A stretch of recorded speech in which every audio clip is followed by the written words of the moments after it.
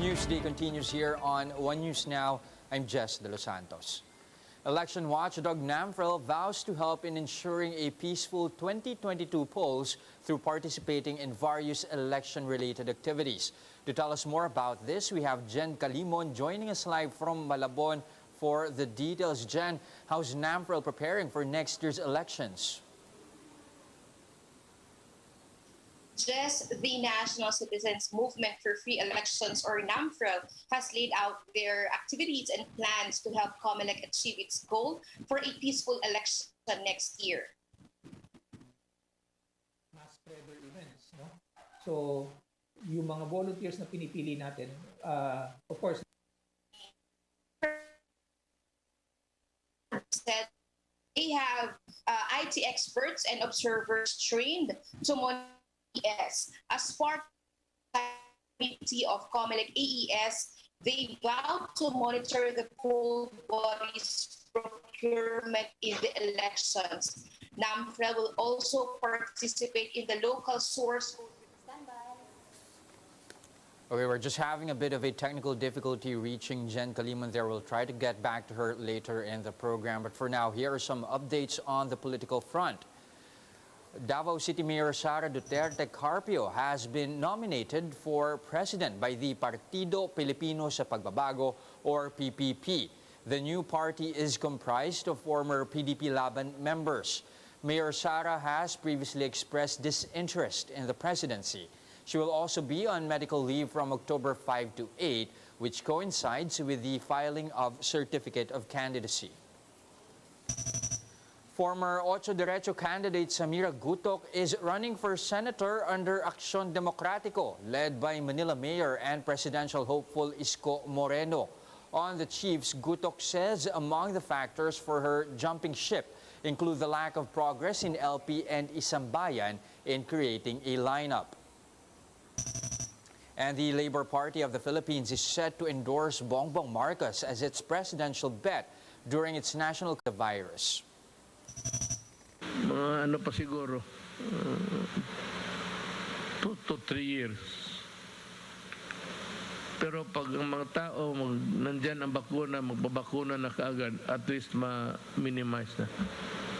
And we can achieve the herd immunity. The Liberal Party has nominated an initial set of senatorial candidates for the 2022 national elections. Let's talk more about this with LP member and former Congressman Erin Tañada, now joining us via Zoom. Good afternoon, sir. Let's talk about the party's initial picks, starting with the top 3 senators. You have Kiko Pangilinan, Laila De Lima, and former Senator Bam Aquino. What was your process in coming up with these names? Well, first of all, we held our National Executive Council meeting this morning, and this is the last day mandated by the COMELEC to hold such activities. And so we decided to field first 3 candidates from the Liberal Party. This is Senator Kiko Pangilinan, Senator Laila De Lima, and former Senator Bam Aquino. And we included guest candidates from the Akbayan party list, Senator Risa Ontiveros, and independent flag chairman, Attorney Chel Jokno. Now, part of the resolutions that were passed in the NECO was to give authority to our vice president, the chairman of the party, to continue with coming out with the broadest united coalition for the 2022 elections for the position of president, vice president, and senators. So having identified 5 senatorial candidates already, we did not want to limit the authority given to the vice president in talking with other political parties based on the mandate of uniting and coming out with the broadest coalition possible. So this will leave room to other political parties that the Vice President will be talking to within the next few days. Okay, Sir Aaron, is it with finality that Senator Bam is running for senator? We do understand that he has yet to confirm any plans. Well, it will depend on BAM. As of now, we have nominated him. If BAM decides later on not to proceed with the nomination, he can do so. Anyway, we can issue the certificate of nomination and acceptance, and he has until October 8th, of course, to decide whether he will accept the nomination of the Liberal Party or not. Okay, Sir Aaron, so far you have 5 names, of course. If we're talking about a senatorial lineup, as much as possible, we want to complete it with 12 names. Are we expecting this time around, 2019, you only had 8. This time, are we going to gun for 12 names? And when do we expect to see a complete lineup? Well, we expect to see a complete lineup by the last day, October 8th of this year.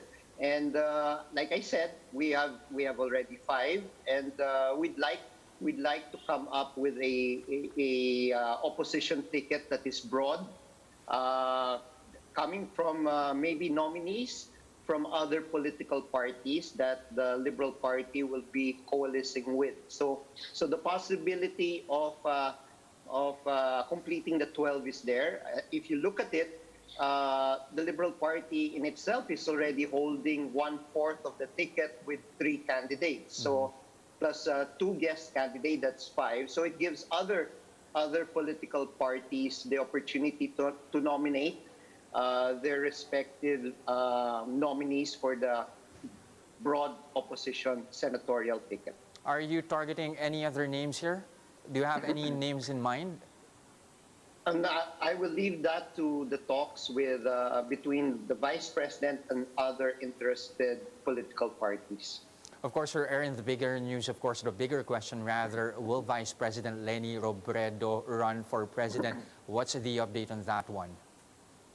Well, her last statement, and her statement this morning, she has until October 8th to come up with the broadest possible coalition.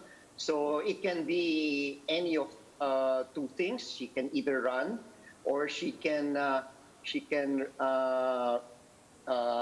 endorse a particular candidate in a broad coalition. So let's leave it up to the Vice President on what she plans to do based on the negotiations that are happening in the next few days. Okay, now, a former candidate of yours, Samira Gutok, recently went with Aksyon Demokratiko. Your reaction on this? For one, she's saying that, the slow developments over at LP and Isambayan are factored in her decision to switch parties. Well,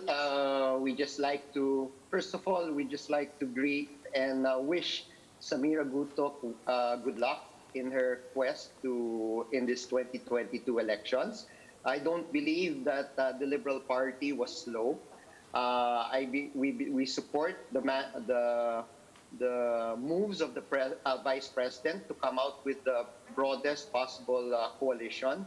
If Samira feels that that is not within her framework, then we accept her decision and wish her well in the 2022 elections. All right, thank you very much for your time this afternoon. Again, LP member and former Congressman Erin Tanyada. Going back now to Jen Calimon, who's got updates for us on NAMFREL's election preparations. Jen, what's the latest rather? Yes, Jess, the National Citizens Movement for Free Elections, or NAMFREL, has laid out their activities and plans to help COMELEC achieve its goal for a peaceful elections next year. NAMFREL said that among these activities will be the Automated Election System, or AES, monitoring. NAMFREL Secretary General Eric Alvia said that they have IT experts and observers trained to monitor AES. As part of the Oversight Committee of COMELEC AES, they vowed to monitor the poll body's procurement in the elections. NAMFREL will also participate in the local source code review, ballot printing, mock polls, and final testing and sealing of the machine. Aside from this, Jess, they are also pushing a partnership with the COMELEC for an open election data project. With this, election-related data can be easily accessed by the general public. The group will also participate in the random manual audit, where election returns from the machine will be compared manually as well as in the parallel vote tabulation.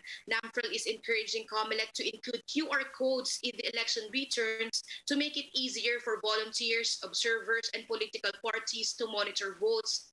NAMFREL said they need at least 105,000 volunteers for next year's polls. Those interested may submit their intent to NAMFREL and will be subject to a background check. Just some updates too from COMELEC. Spokesperson James Jimenez says it's likely that voters' registration will be extended, but the COMELEC ANBAC will release its final decision on the matter tomorrow. Measures seeking to extend the registration until October 31 have been passed in both the Senate and the lower house and is just awaiting for the president's signature. Jess? All right, that's one development we are going to keep tabs on. Thank you very much for your updates. Jen Kalimon reporting live from Malabon. Here's a quick look at today's other top stories. The Octa Research Group sees surges subsiding after 2 to 3 months based on patterns observed in other countries. With this, research fellow Professor Guido David expects fewer cases by October or November. He adds that the Delta variant may be nearing its endgame in the Philippines. The House Panel on Good Government and Public Accountability has summoned Pharmally Executive Rizel Grace Mago to attend the inquiry on October 4. This is to tackle the reported overpriced medical supplies procured by the government from Pharmally. The Senate earlier sought the help of the NBI to locate Mago after it was reported that she could no longer be contacted after her damaging testimony against the company. And Broadway star Lea Salonga joins the cast of the reboot of the 2010 series Pretty Little Liars. Aside from Salonga, the reboot will also star Sharon Neal, Elena Good, Zakia Yong, and Carly Pope. For more updates, visit News 5, The Philippine Star, and Business World Online. Visit our website, onenews.ph, for more in-depth analysis. You can also catch One News on the Signal Play app. Register for a free account now at www.signalplay.com and stream One News live anytime, anywhere. Mask on, wash hands, and stay safe. Philippines, I'm Jess De Los Santos. We are One News.